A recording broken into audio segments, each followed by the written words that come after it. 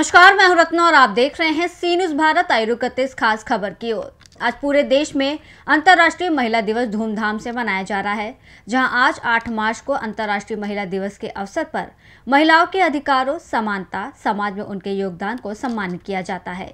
ये दिवस महिला सशक्तिकरण के लिए मनाया जाता है और महिला के सशक्त होने के लिए महिला का सुरक्षित होना, शिक्षित होना और शारीरिक मानसिक रूप से स्वस्थ होना अति आवश्यक है। वहीं भरतपुर जिला कलेक्टर अमित यादव ने महिलाओं के सशक्तिकरण के लिए प्रशासन द्वारा किए गए कार्यों से अवगत कराया और महिलाओं को अंतर्राष्ट्रीय महिला दिवस की बधाइयां दी। महिला सुरक्षा से संबंधित मुद्दों पर पुलिस अधीक्षक मृदुल कच्छावा से एक विशेष बातचीत की गई। साथ ही सर्किल ऑफिसर ग्रामीण आकांक्षा ने भी अपने अनुभव हमारे संवाददाता रीना के साथ शेयर किए हैं। उन्होंने कहा कि महिला सशक्तिकरण के लिए शिक्षा एक बहुत मजबूत हथियार है। महिला शिक्षा के लिए सरकार द्वारा अनेक प्रयास किए जा रहे हैं, जिनकी जानकारी मुख्य शिक्षा अधिकारी मधु भार्गव ने दी और प्रिंसिपल बबीता ने भी बालिका शिक्षा में सरकारी प्रयासों की सराहना की। आज के दौर में मानसिक स्वास्थ्य महिलाओं के लिए एक बड़ी समस्या बन गई है। इसके बारे में मानसिक रोग विशेषज्ञ प्रदीप डाकुर ने विशेष जानकारी दी। वहीं आरडी गर्ल्स कॉलेज भरतपुर की छात्राओं ने भी सी न्यूज़ भारत चैनल के माध्यम से अपनी बात रखी। देखिए ये रिपोर्ट। आरडी गर्ल्स कॉलेज में ही यहाँ पे बहुत बड़ी संख्या में लड़कियाँ मौजूद हैं, क्योंकि ये महिला से रिलेटेड समय है। अंतर्राष्ट्रीय महिला दिवस का मुद्दा है, तो मैं यहाँ की इस युवा पीढ़ी से, इन महिलाओं से, बेटियों से, इन सभी लड़कियों से जानना चाहती हूँ कि इनका जो समाज है वो कैसा होना चाहिए महिलाओं से संबंधित। तो इसमें महिला प्रोटेक्शन के लिए और क्या किया जाना चाहिए? आप अपना नाम की महिलाओं को ज़्यादा से ज़्यादा सरकार उनके लिए अच्छी से अच्छी और योजना चलाएं। जैसे कि महिलाओं के लिए स्कूटी वितरण योजना है, उसको और बढ़ावा देना चाहिए। और जैसे कि कानून व्यवस्था है, उसमें महिलाओं को और बढ़ावा देना चाहिए। आप बताना चाहिए कि महिलाओं के लिए और क्या बेहतर किया जाना चाहिए समाज में?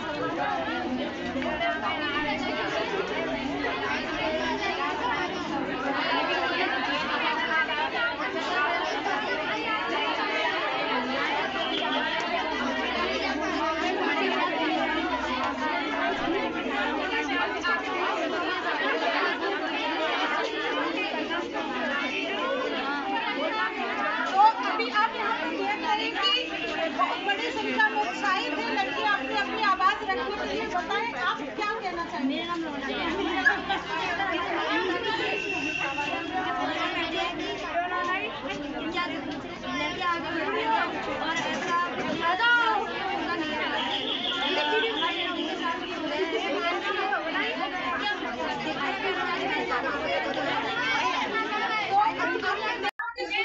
विशेष डिमांड है इस तरह के केस ना हो, लड़कियों को एब्यूज करने से संबंधित अगर कोई केस आता है तो प्रशासन को लड़कियों का ध्यान देना चाहिए। मैं जानना चाहती हूँ लड़कियां और क्या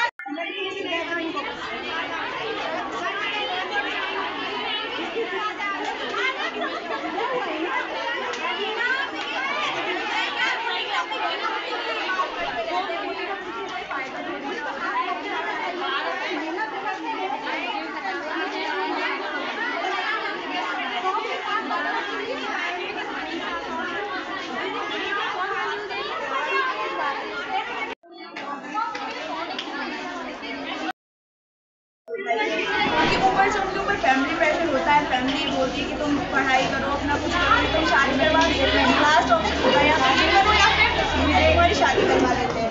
और बाद में भी उनके हस्बैंड वगैरह जो होते हैं वो उसे बहुत कुछ कहते हैं, बहुत कुछ बातें करते हैं। उनके जो सिर्फ फादर है मदर है होते हैं वो भी बहुत सारी बातें करते हैं, लेकिन बाद में ऐसा कुछ नहीं होता। लड़कियों के किसी फील सोचते हैं कि तुम मतलब शादी करनी है तो सिर्फ फैमिली के घर उनके करियर अभी हम जैसा देख रहे थे लड़कियां चांद तक जा रही है, लेकिन फिर भी परिवार वाले कहते हैं कि ठीक है तू चांद तक जा, 4 पराठे 1 कप चाय बना के जरूर जाना। इस पर आप क्या है? मतलब तुम कुछ भी करो, मतलब ये है कि तुम्हें कर तो सकते हो, लेकिन लिमिट है कि तुम कहाँ तक जा सकते हो। ये कुछ फ्री नहीं है। मतलब हम तुम्हें पढ़ने देंगे लेकिन हमारे हिसाब से तुम कोर्स चुनोगे। हम तुम्हें ये करने देंगे लेकिन तुम यही यहाँ तक कर सकते हो।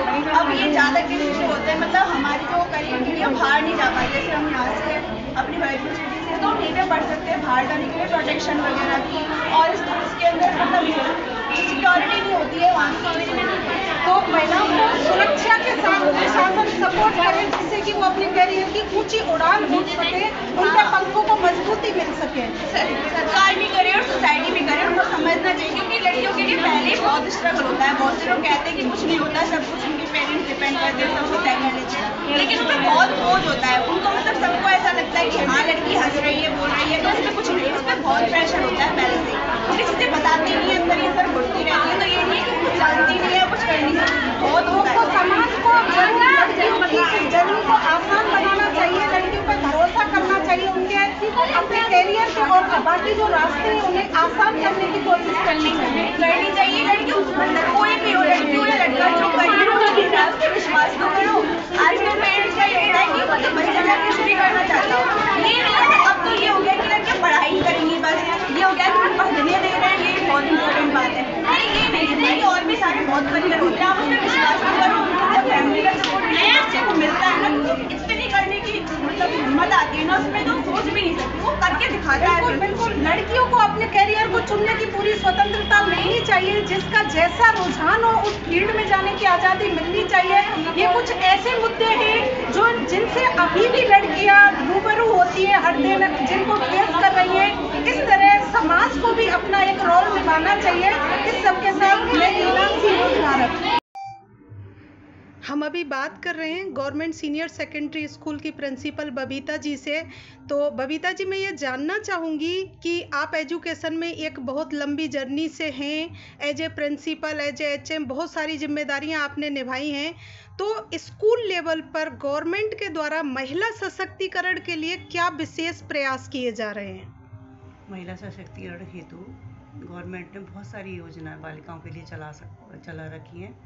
जैसे कि हम देखते हैं कि दूर दराज से लड़कियां थी, पहले वो स्कूल नहीं आ पाती थी मान लो, तो उनके लिए जैसे ट्रांसपोर्ट वाउचर योजना है और निःशुल्क साइकिल दी है, गवर्नमेंट निःशुल्क साइकिल वितरण करती है।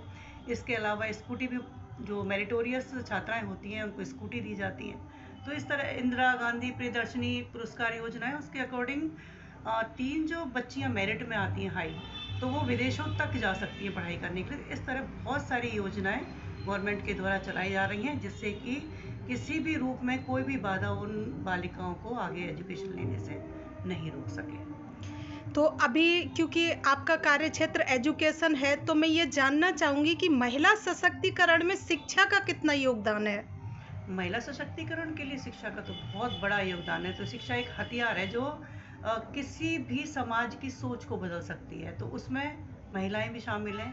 एक बालिका जब शिक्षा ग्रहण कर लेती है तो उसका विवेक, उसका आत्मविश्वास, उसकी सोच वो बिल्कुल अलग तरह की हो जाती है और वो अपने बारे में कि उसे किस दिशा में जाना है वो सोचने लग जाती है। तो बदलाव का जो एक बिंदु है वो स्टार्ट होता है शिक्षा के द्वारा ही।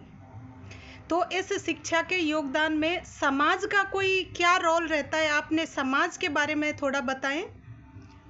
शिक्षा के लिए समाज का योगदान, देखो अगर समाज सपोर्टिंग है तो निश्चित है कि शिक्षा का जो स्तर है वो अच्छा रहेगा, नहीं तो कहीं ना कहीं जूझना ही पड़ता है उसके लिए। मान लो बालिका शिक्षा पे अगर हम बात करते हैं, जैसे मेरा अनुभव रहा है, मोस्टली मेरी जो एक जर्नी है एजुकेशन में, जो मैंने जॉब किया है गांव में ही रही है। तो गांव में एक सोच होती है कि जितने तक जहाँ पे स्कूल है वहाँ तक ही उनकी एजुकेशन बच्चियों की होती थी, उनको बाहर भेजना बिल्कुल भी वो अलाउ जो लोग थे वो नहीं करते थे। तो हाँ, आपने जो मेरे से पहले प्रश्न किया था कि सरकार की कौन कौन सी योजना, तो इसमें एक बहुत बड़ी योजना ये भी थी कि गवर्नमेंट ने हर पंचायत पे एक सीनियर सेकेंडरी स्कूल खोल दिया। अब एक सीनियर सेकेंडरी स्कूल जब वहाँ तक खुल गया तो हर बच्ची के लिए एक अश्योर हो गई ये चीज़ कि कम से कम वो 12th तक तो पढ़ेगी ही पढ़ेगी। तो ये बहुत बड़ा स्टेप था और बहुत बड़ा बदलाव है जो कि हमारे समाज में लाया जा रहा है। और एक चीज़ और मैंने देखी, जैसे लगातार मैं देखती रहती हूँ, हम लोग उनसे बात करते हैं, बच्चियों के पेरेंट्स से भी बात करते हैं। मान लो किसी पेरेंट्स ने ऐसा किया कि 10th के बाद अपनी बच्ची को रोक लिया, तो हमने जब उनसे बात की, धीरे धीरे हमने कोशिश की समझाने की, तो इतना बदलाव तो समाज में आया कि अब वो उनको कम से कम 12th तक, उसके बाद 12th के बाद भी कुछ बच्चियों की पढ़ाई रुकी है, लेकिन उसके बाद क्या हुआ, हमने बात की तो उन्होंने एक कॉलेज में आप रेगुलर मत भेजो भले, लेकिन कम से कम प्राइवेट एजुकेशन तो करवाओ, तो इनकी कम से कम ग्रेजुएशन तो हो जाए। तो ये लगातार धीरे बदल रहा है समाज, पहले जो चीज़ें थी अब वो चीज़ें नहीं है, लगभग 70% लोग चाहते हैं कि उनकी बच्चियां आगे तक जाएं। अब बात हमें करनी केवल 30% के ऊपर, तो वहाँ पे भी धीरे धीरे बदलाव आएगा ही आएगा। अगर हम बात समाज की कर रहे हैं तो हम समाज में अक्सर देखते हैं कि पिता की संपत्ति में बेटों को प्रॉपर्टी में अधिकार मिलता है और बेटियों को जिम्मेदारियां, इज्जत, मान सम्मान को बनाए रखने की एक जिम्मेदारी की तरह विरासत मिलती है। क्या ये विभाजन सही है? नहीं, ये विभाजन सही तो नहीं है बिल्कुल भी, कि जिम्मेदारियां केवल बेटी के हिस्से में आए और प्रॉपर्टी बेटे के हिस्से में आए, तो कहीं पे भी न्यायोचित नहीं है ये चीज़। जिम्मेदारियां दोनों की बराबर बनती है। मैं एक ये भी नहीं कहती कि केवल बच्ची के हिस्से में आए और प्रॉपर्टी का जो भी है, जो भी डिस्प्यूट चलते हैं। देखो, प्रॉपर्टी में कानूनी अधिकार मिल गया बेटियों को, लेकिन हमारे समाज का ताना बाना ऐसा है कि रिश्तों को सहेजने के लिए बेटियां अपना प्रॉपर्टी में हक छोड़ देती हैं। बहुत सारे रीति रिवाज, रिचुअल्स ऐसे हैं जहाँ पर एक भाई, पिता अपनी बेटियों के लिए खड़ा होता है। जैसे कोई भी बहुत सारे सामाजिक चीज़ें होती हैं, तो लड़कियां अपने पीहर में, मायके में अपना समायोजन रखना चाहती हैं, सहज व्यवहार रखना चाहती हैं, तो प्रॉपर्टी का हिस्सा नहीं लेती हैं। लेकिन लड़के भी जिम्मेदारी निभा ही रहे हैं, ऐसी बात नहीं है कि लड़कियां ही जिम्मेदारी निभा रही हैं। पर आपकी ये बात बिल्कुल सही है कि ज़्यादातर जिम्मेदारियां लड़कियों पर। होता भी क्या है कि लड़कियां सेंसिटिव ज़्यादा होती हैं, और सेंसिटिव होती हैं तो वो अटैच भी ज़्यादा होती हैं। मेन बात अटैचमेंट की भी है। तो अभी हम जैसा कि समाज में देख रहे हैं, महिलाओं की स्थिति पहले से तो बेहतर हुई है। तो आपकी व्यक्तिगत जर्नी की अगर मैं बात करूं, तो आपकी अपनी इस जर्नी में आपकी प्रेरणा स्रोत कौन रही? देखो, मेरा प्रेरणा स्रोत कोई एक व्यक्ति नहीं, मेरा प्रेरणा स्रोत हर वो व्यक्ति है जिसने जीरो से स्टार्ट किया और वो शिखर तक पहुंचा। मैंने हर उस एक व्यक्ति से प्रेरणा ली, चाहे वो एक ठेला चलाता मजदूर का बेटा कोई IAS बना हो, या किरण बेदी का ले लें, या इंदिरा गांधी का ले लें, वसुंधरा राजे का ले लें, कोई उदाहरण होगा। पर मैंने हर इंसान से सीखा है, तो मेरा कोई एक प्रेरणा स्रोत कभी भी नहीं रहा। मुझे ये है कि जो भी स्ट्रगल करके आगे बढ़ता है, वो हर इंसान मेरा प्रेरणा स्रोत है। ये जो महिला सशक्तिकरण का मुद्दा है, ये किसी एक दिन का मोहताज तो नहीं है, खैर कि एक दिन मना के हम उससे मुक्त हो जाएं। तो ये जो महिलाओं के सशक्त होने की जर्नी है, इसमें आर्थिक स्वतंत्रता कितना बड़ा योगदान प्ले करती है? देखो, महिला सशक्तिकरण की जर्नी है ना, जो उसके बेस रूट है वो आर्थिक स्वतंत्रता ही है। क्योंकि आर्थिक रूप से स्वतंत्र जो स्त्री होती है, वो निर्णय लेने की क्षमता ज़्यादा रख पाती है, अपने बहुत सारे निर्णय वो ले सकती है। मान लो कोई अनपढ़ महिला है और थोड़ा बहुत पढ़ लिख गई, उसके बाद उसने कोई रोजगार ले लिया अपना, उसकी बेटी की अगर पढ़ाई रोकी जाए तो वो उसके लिए स्टैंड लेगी ही लेगी। क्यों? क्योंकि अब उसके पास उसकी आर्थिक स्वतंत्रता है, उसको डिपेंड नहीं है किसी पे भी सोचना पड़ेगा, या वो मतलब अपनी बेटी को पढ़ने को भेजने के लिए तैयार नहीं कर पाएगी, क्योंकि अब उसके पास वो पैसा है जिससे वो उस बच्ची को आगे पढ़ा सकती है। तो आप जो सर, आज महिलाओं को आत्मनिर्भर बनाने के लिए इस विशेष अंतर्राष्ट्रीय महिला दिवस पे हम बात कर रहे हैं, तो महिलाओं के आत्मनिर्भरता के लिए स्किल डेवलपमेंट और रोजगार के क्षेत्र में प्रशासन क्या विशेष कार्य कर रहा है? जैसा कि आप सभी को पता है, 8 मार्च जो है अंतर्राष्ट्रीय महिला दिवस है। सबसे पहले तो उस पर मैं सभी को बधाइयाँ देना चाहूँगा। महिलाओं का जो है, जैसे माननीय हमारे भारत रत्न BR अम्बेडकर साहब ने कहा था, जैसे एक पक्षी एक पर से नहीं उड़ सकता, तो वैसे ही किसी देश का अगर विकास नहीं हो सकता जब तक वहाँ की जो महिलाएं हैं, जो 50% हैं, वो जब तक लिटरेट ना हो और एम्प्लॉयबल ना हो और हेल्दी ना हो। तो महिलाओं के रोजगार के विकसित करने के लिए नरेगा के माध्यम से राजीविका शेड्स का निर्माण किया जा रहा है। राजीविका एक महिलाओं को रोजगार देने का सबसे अहम साधन है, जिसमें राज्य सरकार के द्वारा लोन की प्रक्रियाएं भी हैं, जिसमें महिलाओं को लोन दिया जा रहा है और लखपति दीदी योजना जो है वो चलाई जा रही है। तो मैं कलेक्टर साहब एक और बात पूछना चाहूँगी कि महिलाओं को सशक्त बनाने के लिए प्रशासन ने कोई और नई पहल की है क्या? कोई नया कुछ आइडिया इस तरह का जो अभी जस्ट आया हो? अभी जो है महिलाओं के अलग अलग तरीके से जैसे रोजगार का रहता है, काफ़ी बार क्या होता है, प्लेटफॉर्म नहीं मिलता जिस पे वो जाके अपने भेज सके। अभी जो हमारा है, जैसे यहाँ ऐसे पब्लिक स्पेसेस क्रिएट कर रहे हैं जहाँ महिलाएं अपना वेंडिंग का काम कर सकें। जैसे ग्रामीण आर्ट है, तो उसकी पुरानी बिल्डिंग थी, उसको डेमोलिश करके नया क्रिएट किया जा रहा है। साथ में वर्किंग वुमेन हॉस्टल जो है वो स्थापित किया गया, उसको स्टार्ट किया जा रहा है। इसके अलावा जैसे महिलाओं के लिए हम चाहते हैं कि अभी जो टूरिज्म का जो गाइड्स की तरह है, और या ई रिक्शाज का है, वो उसमें टिकट किया जा सकता है।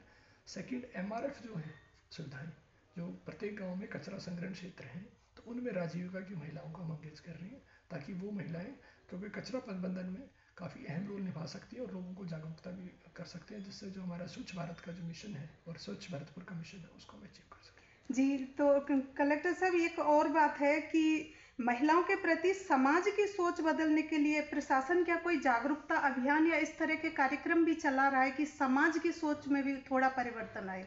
जैसे कि आपको पता है, राज्य सरकार के द्वारा विभिन्न योजनाएं चलाई जा रही हैं, जैसे बेटी बचाओ बेटी पढ़ाओ योजना है, कन्या भ्रूण हत्या रोकने के लिए है, साथ में लाडो प्रोत्साहन योजना जो अभी राज्य सरकार के द्वारा चलाई गई है, जिसमें बालिकाओं को पैदा होने की पहली 2 किस्तें जो हैं वो उसके अंदर उसको हॉस्पिटल से संस्थागत पे है, पहली बर्थ होते ही, सेकंड जो 1 साल तक इम्यूनाइजेशन कंप्लीट करने पे है, उसके बाद नेक्स्ट जो है स्कूल के अंदर जो 6 योजनाएं हैं उसमें 1 लाख तक का उनको टोटल जो फंड मिलेगा। इसका मुख्य उद्देश्य ये है महिलाएं ज़्यादा से ज़्यादा शिक्षित हों और साक्षरता अभियान जो है वो भी अपना अहम इस कड़ी में, अगर हम शिक्षित होंगे तो ही हम अपने अधिकारों की बात रख सकते हैं। और कानून बहुत है, बट चूंकि अज्ञानता के कारण वो अपनी कानूनी जो सहायता है, विधिक सहायता है, उनकी हेल्प नहीं ले सकते हैं। तो मेरा यही संदेश रहेगा, आप अपने स्वास्थ्य का ध्यान रखें, शिक्षित हों और एम्प्लॉयबल बने, तो हमारा जो देश है जरूर विकसित होगा।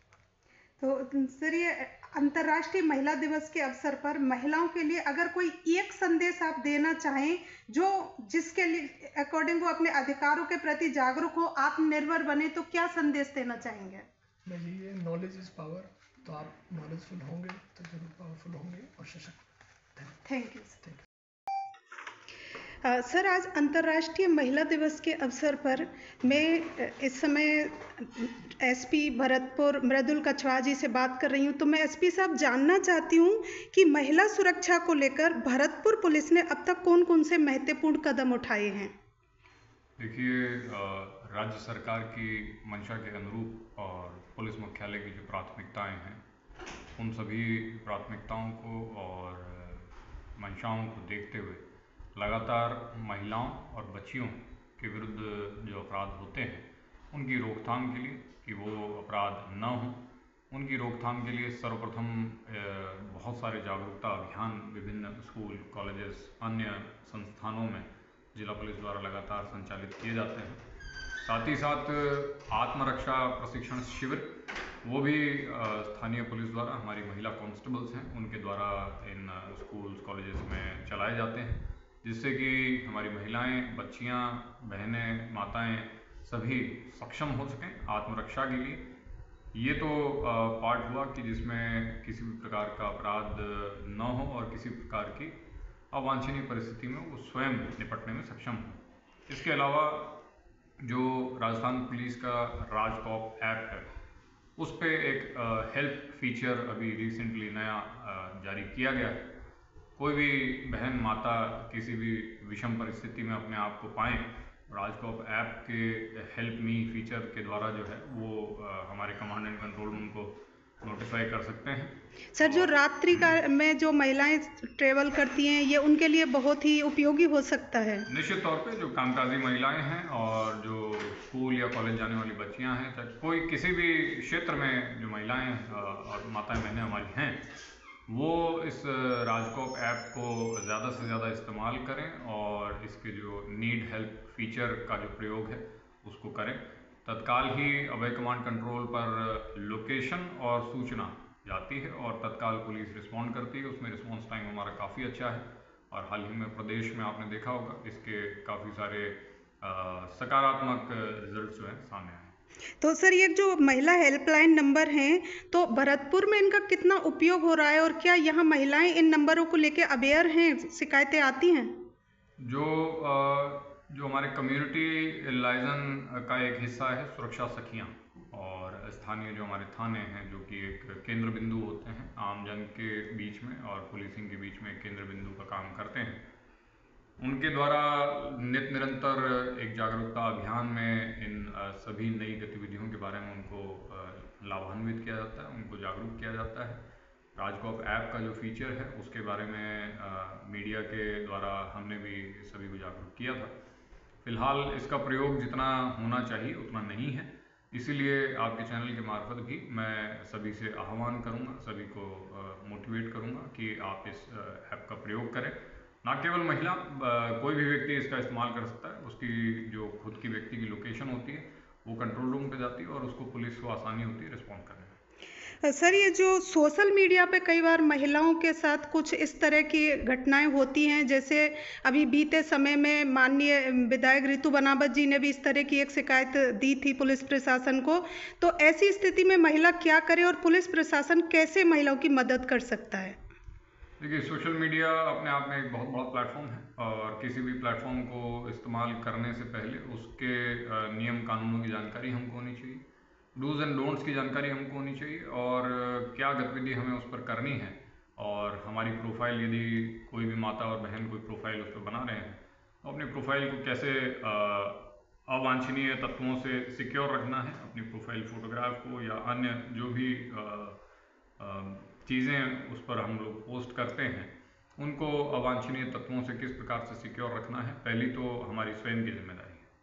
इसके बाद में यदि किसी भी प्रकार का कोई बदमाशी, छेड़छाड़ या अवांछनीय मैसेजेस किसी भी सोशल मीडिया प्लेटफॉर्म पर उनको प्राप्त होते हैं, तत्काल ही जो है जिला पुलिस को सूचित करें। जिला पुलिस, उसमें बहुत सारे केसेस हमारे सामने आए हैं जिसमें कि सोशल मीडिया संबंधी शिकायतें प्राप्त होती है और तत्काल उनका निवारण किया जाता है। सर, एक बहुत छोटा सा मुद्दा है, हालांकि कई बार बड़ा भी बन जाता है कि कोई महिला थाने जाती है एफआईआर कराने के लिए और अगर वो एफआईआर नहीं ली जा रही है या नहीं करा पा रही है तो उसके लिए पुलिस प्रशासन में क्या प्रावधान है?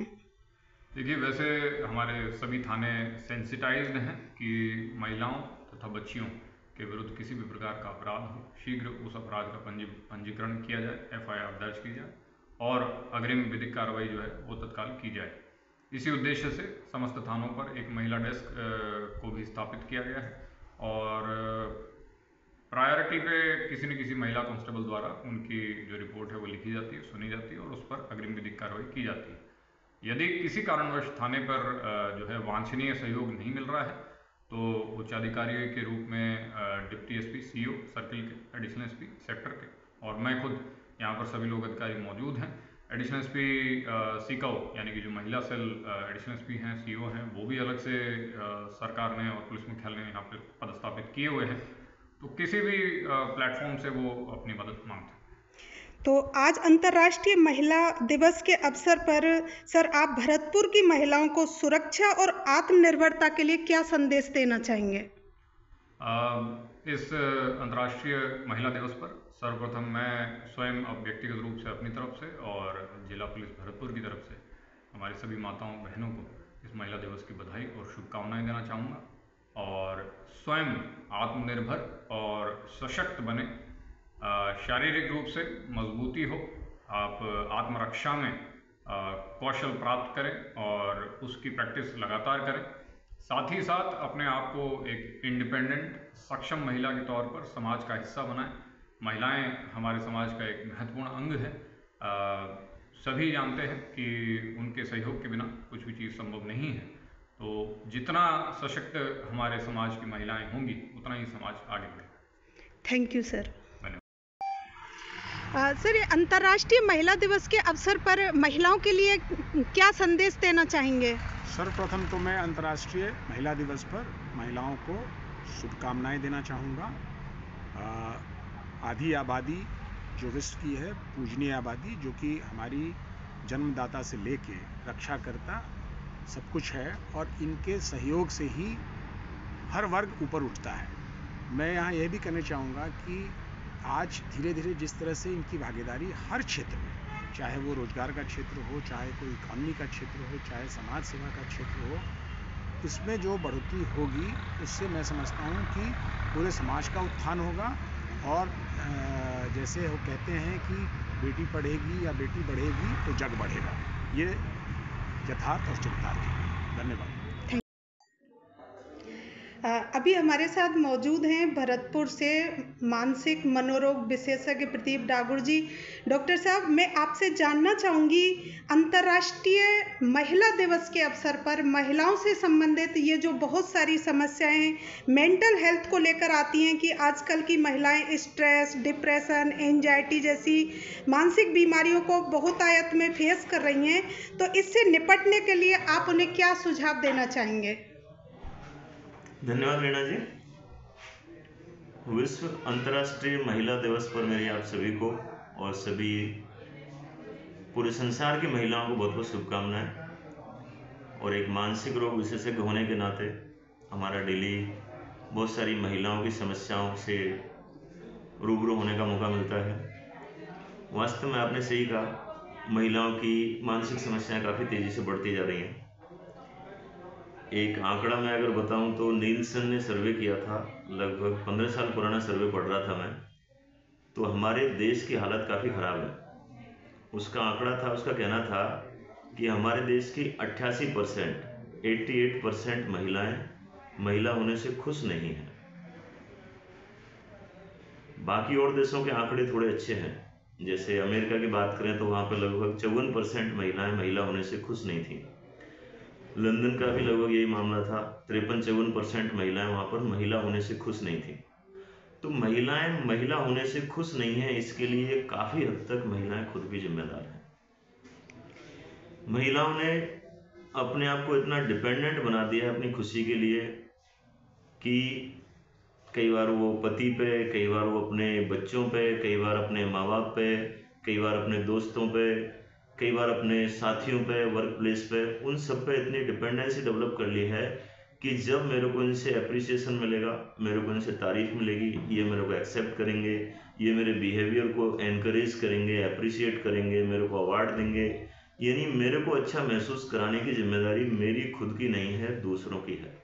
जैसा डॉक्टर साहब हम अभी समाज में देखते हैं कि इकोनॉमिक इंडिपेंडेंस पे बात होती है, लेकिन इमोशनल इंडिपेंडेंस पे कोई बात ही नहीं करते हैं। साइकोलॉजिकली, इमोशनली कैसे एक महिला इंडिपेंडेंट बने, उसके लिए आप क्या कहना चाहेंगे? ये वही पॉइंट है कि हमको अपनी इमोशनल वेलबींग, अपनी खुशी की चाबी अपने ही पास रखनी है।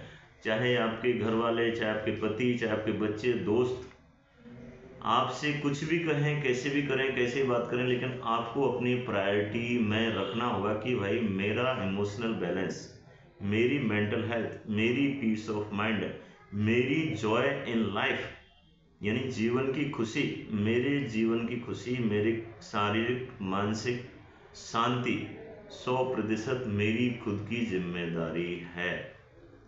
जब हम इस डोमेन में खड़े होंगे, अगर हमारे देश की, संसार की महिलाएं इस डोमेन में खड़ी होंगी, अपने आप को रखेंगी भाई मेरे स्वास्थ्य, मेरी मानसिक शांति, मेरी खुशी 100% मेरी जिम्मेदारी है, तब जाके उसको रास्ते खुलने लग जाएंगे। तब उसको पता लगेगा कि भाई साहब अगर मेरी जिम्मेदारी है तो फिर तो मेरी हेल्थ की जिम्मेदारी मेरी है, फिर तो मेरी डाइट की जिम्मेदारी मेरी है, फिर तो मेरी जो फाइनेंशियल नीड्स हैं उनकी जिम्मेदारी भी मेरी है, फिर तो मेरी जहाँ जहाँ डिपेंडेंस है उन सबको मेरे को खुद को ही करने की जिम्मेदारी है। क्योंकि आज हम देख रहे हैं जो सामाजिक ताना बाना है विदेशों में काफ़ी ख़राब है, अभी हमारे देश में भी काफ़ी बुरे आंकड़े हैं। अभी भी 2 मिनट पहले भी डिवोर्स रेट बहुत बढ़ रही है। पिछले 10 साल में अगर देखा जाए तो डिवोर्स रेट दोगुनी हो चुकी है। तो इसके बाद कई बार सब कुछ बिखर जाता है। तो महिला के अंदर एक जो प्रेशर और डर ये रहता है कि इनके बिना मेरा कोई अस्तित्व नहीं है, इसके बिना मेरा कोई अस्तित्व नहीं है। तो एक बर्डन में उसी रिलेशनशिप में जब रहती है महिला तो उसकी मानसिक स्थिति ज़्यादा खराब होती है। और जब फ्रीडम के साथ रहती है, भाई ठीक है मैं अपने आप पे डिपेंडेंट हूँ, अपनी सारी चीज़ मैं अपनी कर सकती हूँ, अपना जो ब्रेड एंड बटर का खर्चा मेरा अपना भी खुद कमाने में सक्षम हूँ, इतनी मैं एजुकेटेड हूँ, ये सारे काम मैं कर सकती हूँ, तब फिर वो अपनी फ्रीडम के साथ रहेगी। और जब फ्रीडम के साथ रहेगी तो वहाँ पर एक फ्रीडम में उसकी पीस ऑफ माइंड रहेगी। जहाँ डिपेंडेंसी है वहाँ गुलामी है, और जहाँ फ्रीडम है वहाँ पे आनंद है। डॉक्टर साहब, जैसे आजकल की माएँ अपनी बेटियों को ये तो सिखाती हैं कि उनको आत्मनिर्भर कैसे बनना है, लेकिन अपने बेटों को ये नहीं सिखाती कि एक आत्मनिर्भर पत्नी के साथ कदम से कदम मिला के दोनों को कैसे चलना है। इस पर आप क्या कहना चाहेंगे? नहीं, मैं इसको सिरे से तो नहीं निकाल सकता, क्योंकि जो अच्छी महिलाएं हैं, एजुकेटेड हैं, काफ़ी इंटेलेक्चुअल हैं, वो अपने बेटों को ये सारी चीज़ें सिखाती हैं। वो बेटों को सारे घर के काम करना भी सिखाती हैं, और वो महिलाओं की रेस्पेक्ट करना, इज्जत करना, महिलाओं की जो भी उनकी प्रायोरिटीज़ हैं उनको समझना भी सिखाती हैं। और वो खुद से भी सिखाती हैं, भाई देखो कि मेरे को आपके पापा किस तरीके से केयर करते हैं, वो सारी चीज़ें आपको भी सीखनी चाहिए। एक नारी की मर्यादा की रक्षा करना, उसकी शील की रक्षा करना, उसके सम्मान की रक्षा करना और पुरुष का कर्तव्य है, उसका धर्म है। तो डॉक्टर साहब, आज अंतर्राष्ट्रीय महिला दिवस के अवसर पर महिलाओं को अपने स्वास्थ्य और खुशहाल जीवन के लिए आप क्या सलाह देना चाहेंगे? देखिए, सबसे इम्पोर्टेंट तो ये है कि महिला ही नहीं, पुरुष, बच्चे, हर किसी को ये मान लेना चाहिए कि मेरे साथ जीवन में जो भी कुछ हो रहा है उसके लिए 100% संपूर्ण रूप से 100%, नॉट 99.99, 100% मैं जिम्मेदार हूँ। और जैसे ही लगेगा मैं जिम्मेदार हूँ तो गिल्ट आ सकता है, बुरा लग सकता है, एक बर्डन आ सकता है, लेकिन उससे रास्ते खुलेंगे कि जब मेरे साथ होने वाली हर चीज़ के लिए मैं जिम्मेदार हूँ तो मेरी सुख शांति के लिए भी मैं ही जिम्मेदार हूँ। और जैसी जिम्मेदारी का एहसास होगा वो फट से अपने लिए रेस्पेक्ट डेवलप होगा, और जो रेस्पेक्ट डेवलप होगा तो अपने आप से प्यार होने लगेगा। मैं आज अपनी पत्नी से बात कर रहा था, मैं बोल रहा था कि जो इंसान अपने आप से प्यार करता है वो कभी उल्टी सीधी चीजें शरीर में जाने नहीं देगा, वो सड़क पे बेतरतीब वाहन चलाएगा ही नहीं, वो हमेशा सेफ्टी मेजर्स का सीट बेल्ट भी लगाएगा, वो हेलमेट भी लगाएगा। क्यों? क्योंकि अपने आप से प्यार करता है। जो आदमी अपनी आत्मा से प्यार करता है कि मेरी आत्मा मेरे शरीर के अंदर रहती है, उस शरीर के अंदर कचरा जाने नहीं देगा। महिलाओं के लिए भी यही है कि अगर महिलाएं अपने आप से प्यार करने लग जाएं, ये जो आंकड़ा बताया ना 88% महिलाएं महिला होने से खुश नहीं है, इसका मतलब महिला होने से वो दुखी हैं। यानी एक स्वीकार कर लें, वैसे मैं महिला हूँ और प्रकृति के बनाई हुई एक बहुत शानदार रचना हूँ, मैं एक नया जीवन उत्पन्न करने की क्षमता रखती हूँ, मैं डेफिनेटली हर एंगल में देखा जाए तो पुरुष से हर चीज में बेहतर हूँ। जब ये सेल्फ रेस्पेक्ट आएगा तो सेल्फ केयर अपने आप आएगी, और सेल्फ केयर में उसकी डाइट बेहतर हो जाएगी, वो एक्सरसाइज भी करेगी, वो दौड़ भागी करेगी, कसरत करेगी, व्यायाम करेगी, योगा करेगी, मेडिटेशन भी करेगी, अनसेंट चीज़ों में, जंक फूड की तरफ नहीं जाएगी, वो मोबाइल और इसमें अनसेंट चीज़ें भी नहीं करेगी, वो इंडिसेंट रिलेशनशिप में जो अनसेंट जो चल रहा है आजकल, प्री मैरिटल, एक्स्ट्रा मैरिटल, उन रिलेशनशिप में भी आसानी से नहीं पड़ेगी। वो वहाँ भी उसका आत्मसम्मान जब रहेगा, तो क्योंकि आत्मसम्मान जब नहीं होता है तभी तो दूसरों से सम्मान पाने के लिए इधर उधर भटकते हैं लोग। तो ये सारी चीज़ें अगर करेंगी महिलाएं तो मैं 90% तक कहता हूँ कि वो बहुत सारी मानसिक समस्याओं की, क्या जीवन की सारी समस्याओं से बच जाएंगी।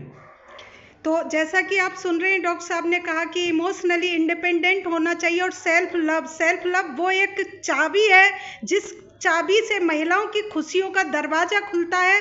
इस सब के साथ सी न्यूज़ से मैं रीना, भरतपुर से। राष्ट्रीय महिला दिवस है, इसके उपलक्ष्य में आज हम यहाँ भरतपुर में मुख्य जिला शिक्षा अधिकारी मधु भार्गव जी से जानना चाहते हैं। मैम, हम जानना चाहते हैं कि महिलाओं के सशक्तिकरण में शिक्षा का क्या योगदान है? आज महिलाओं के सशक्तिकरण में मैं ये कहना चाहूँगी आपसे कि विभिन्न क्षेत्रों में जितने भी विभाग हैं उसमें महिला जिस पद पर भी आसीन है, वो महिला या पुरुष जो भी हैं वो केवल शिक्षा के आधार पर ही उस पद तक पहुँचे, क्योंकि शिक्षा ग्रहण करके उन्होंने वो योग्यता अनुभव हासिल करा है और उस अपने ज्ञान का उपयोग करते वो विभिन्न विभागों में, विभिन्न क्षेत्रों में अच्छे से कार्य संपादित कर रहे हैं। तो ये जो महिला शिक्षा से संबंधित सरकार की जो योजनाएं जो महिलाओं को सशक्त बनाने के लिए एजुकेशन के थ्रू, ये डिपार्टमेंट क्या क्या ऐसी विशेष प्रयास कर रहा है? स्कूल शिक्षा में तो महिलाओं को सशक्त बनाने के लिए या छात्राओं को जो बहुत अच्छी है उनको बहुत सारी योजना है जो छात्राओं को लाभान्वित करती है। उनको एजुकेशन आगे पढ़ने के लिए, चाहे वो विदेश में पढ़ने के लिए इच्छुक हो छात्राएं या इंडिया में भी अच्छे संस्था में पढ़ने के लिए, तो उनको छात्रवृत्ति देती है, उनका कंपटीशन करा के और भी जो भी वो उपलब्धि प्राप्त करना चाहती है वो शिक्षा के क्षेत्र में आर्थिक रूप से वो उनकी मदद करता है विभाग हमारा, और विभिन्न प्रकार की उनको आर्थिक सहायता प्रदान कर रहा है ताकि किसी भी दृष्टि से महिला पिछड़े नहीं या छात्राएं पिछड़े नहीं और वो अपनी उस मुकाम को प्राप्त कर लें जो कि वो चाहती हैं। Thank you ma'am. अभी हम बात कर रहे हैं सीईओ ग्रामीण आकांक्षा जी से। आकांक्षा जी, मैं आपसे जानना चाहती हूँ कि एज ए पुलिस प्रशासक आपकी जो ड्यूटी होती है 24 घंटे की ड्यूटी होती है, और ऐसी स्थिति में एक महिला के लिए परिवार और अपनी ड्यूटी के साथ तालमेल बिठा पाना किस तरह से हो पाता है? नमस्कार सभी को। बीइंग अ लेडी और फिर पुलिस में अपना टाइम, आप सही कह रहे हैं कि 24 घंटे की जॉब होती है। फैमिली और वर्क बैलेंस शुरुआत में हो सकता था कि बहुत दिक्कत भी आती थी, टाइम मैनेजमेंट में दिक्कत आती थी। पर जैसे जैसे आप कोई डिसीज़न लेते हो, उसको ओन करते हो, उस पर काम करते हो, तो धीरे धीरे चीज़ें सेटल डाउन होना चालू हो जाती है। अब आज 2 साल हो गए मुझे काम करते हुए, और उसके बाद मैं ये कह सकती हूँ कि मेरा परफेक्टली बैलेंस्ड है। वर्क लाइफ बैलेंस में कोई दिक्कत नहीं है। आप टाइम निकाल लेते हो, अपनी फैमिली के लिए भी निकाल लेते हो, और जिस तरह से महिलाओं के लिए ये टाइम वर्क लाइफ बैलेंस चुनौतीपूर्ण है, उसी तरह से जो मेल काउंटर पार्ट्स मेरे हैं उनके लिए भी इक्वली डिफ़िकल्ट है, क्योंकि टाइम तो उनको भी उतना ही देना पड़ता है, फैमिली को भी और अपने काम को भी। तो ये जो भेद है, यही मिटाने के लिए हमें प्रयास करने चाहिए। जैसा कि इस बार की जो थीम है एक्सेलरेट योर एक्शन, वो भी इसी की तरफ है कि जेंडर इक्वलिटी की तरफ ही हमें जाना है। उसमें फिर आपने जब पुलिस महकमे में आ गए हो, या फिर उसके लिए कोई दूसरा भी महकमा हो जिसमें टाइम आपको ज़्यादा देना है, तो फिर आपको ये चीज़ तो एडजस्ट करनी ही पड़ेगी कि किस तरह से आपको फैमिली को टाइम देना है और कितना टाइम आपको काम को देना है। तो मैम, ये जो आपकी जर्नी रही यहाँ तक की, तो किस चीज़ ने आपको मोटिवेट किया कि आप यहाँ प्रशासन में इस पोस्ट पर अभी हैं? जब मैं ज्वाइन कर रही थी तो हमें शुरुआत में प्रेफरेंस फॉर्म भरवाया जाता है, तो मेरी प्रेफरेंस थी पुलिस सर्विसेज। सबने यही कहा था कि मेल डोमिनेटेड सेक्टर है, जैसे कि आप भी कह रही हैं, दिक्कतें आएंगी। पर मेरा जो सबसे बड़ा ड्राइविंग फोर्स था मेरा ये था कि सबसे पहले तो मैंने डिसाइड कर लिया था कि मुझे पुलिस सर्विस में जाना है। दूसरा जो बैकएंड था मेरा, वो मेरा भाई था। उसका ये ओपिनियन था कि तुम जाओगे ही नहीं तो फिर महिलाएं आएंगी कैसे, और आगे भी यही परसेप्शन रहेगा ना कि मेल डोमिनेटेड महकमा है। मेरे बैच में टोटल 36 की वैकेंसी थी, उनमें मैं ये कह सकती हूँ कि 13 महिलाएं थी। तो आज वो परसेप्शन कि केवल मेल डोमिनेटेड है, वो कहीं ना कहीं मिटता जा रहा है, और पुलिस महकमे में जेंडर इक्वलिटी की तरफ हम अग्रसर हो रहे हैं। तो ऐसा कुछ भी नहीं है कि मेल डोमिनेटेड सेक्टर है या फिर महिलाओं को कोई दिक्कत है। यहाँ पे आप ज्वाइन करो, कोई दिक्कत नहीं है, बिल्कुल कंफर्टेबल एनवायरनमेंट है। ये आप पे है कि आप उसको किस तरह से परस्यू करते हो। तो मैं अभी ये अंतर्राष्ट्रीय महिला दिवस के अवसर पर आप महिलाओं के लिए क्या एक विशेष संदेश देना चाहेंगे? सबसे पहले तो महिलाएं, मुझे ऐसा फील होता है कि महिलाएं अगर कोई डिसीजन ले लेती हैं और उस पर अडिग रहती है, तो उनसे स्ट्रॉन्ग इस धरती पे कोई दूसरा प्राणी नहीं है। एक महिला एक नया इंसान, नए जीव को पैदा करती है, फीमेल। तो वो जो प्रक्रिया है उससे ज़्यादा टफ कोई प्रक्रिया नहीं है। तो ये खुद को कमज़ोर समझना बंद करें। सबसे पहले तो डिसाइड कीजिए कि आपको लाइफ में क्या करना है। डिसाइड करने के बाद में उस पर अडिग रहिए। कठिनाइयाँ सबकी लाइफ में आती है, मेरी लाइफ में भी आई थी। जब मैं तैयारी कर रही थी, बहुत सारी चीज़ें थी जिनको साथ लेके चलना था। तो ईजी कुछ भी नहीं होता, किसी की भी ज़िंदगी में नहीं होता। पर आप जब उस रास्ते पे चलने लग जाते हो तो फिर चीज़ें अपने आप सही होती चली जाती है। आपको ज़्यादा मेहनत नहीं करनी पड़ती है एक टाइम के बाद में, क्योंकि वो रूटीन लगने लग जाता है हर चीज़। तो मैं यही कहूँगी कि अपने जो डिसीजंस हैं वो लीजिए, उन पे अडिग रहिए और उन पे अग्रसर होइए। Thank you ma'am. तो मैम, आज महिला दिवस के अवसर पर मैं आपसे बात करना चाहती हूँ, तो आप अपने परिचय के साथ अपनी बात से। मैं डॉक्टर रंजना तिवारी और बाबा सुग्रीव विद्यापीठ सीनियर सेकेंडरी स्कूल की प्रिंसिपल। और अभी कल परसों ही मुझे दिया प्लेनेट एक मैगजीन है, इंटरनेशनल लेवल की मैगजीन है, और वहाँ से आइकॉनिक नारी रत्न अवार्ड भी मुझे अभी मिला है।